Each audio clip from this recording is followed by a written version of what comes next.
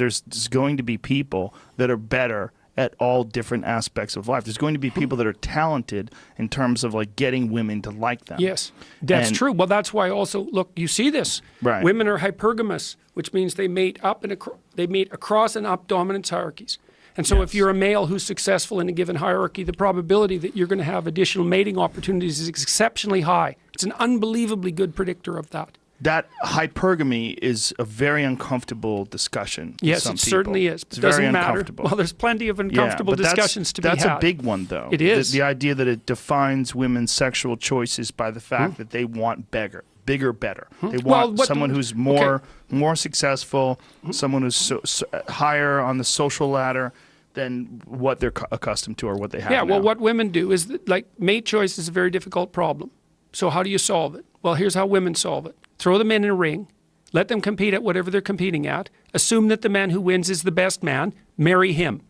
Yes. It's a brilliant solution. It's a market-oriented solution. It's actually the solution that appears to have driven our evolutionary departure from chimpanzees. It's a biological solution. It's a biological solution, but it has a cost. What is the cost? Well, the cost is polygamy. And so we rein that in with enforced monogamy.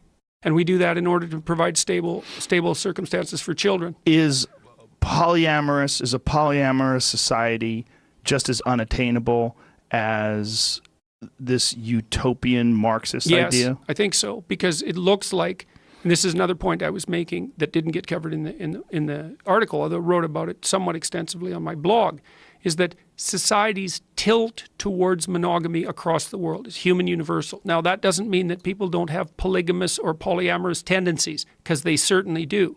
And it's certainly also the case that one of the ways that women gerrymander this system is that, like, the number of children who are in a, say you're married and you have children with your husband, but you also have an affair. And so you have a child by another man. That's more common than anyone suspected.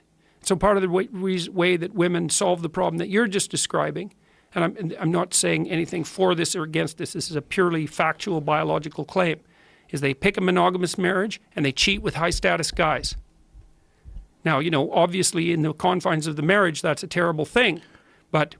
That's a very uncomfortable subject, though, for women in particular. Well, it's an uncomfortable subject for everyone. Right, but it's a terribly uncomfortable subject. They don't like the idea that this is a common thing, that women choose a safe man that is willing to be monogamous with them, and perhaps maybe they're above him in a social class or in sexually, and then they'll cheat with someone who is above them. Well, it's common, but it's not the norm. Right, it's still the norm not to do that. The norm is fidelity.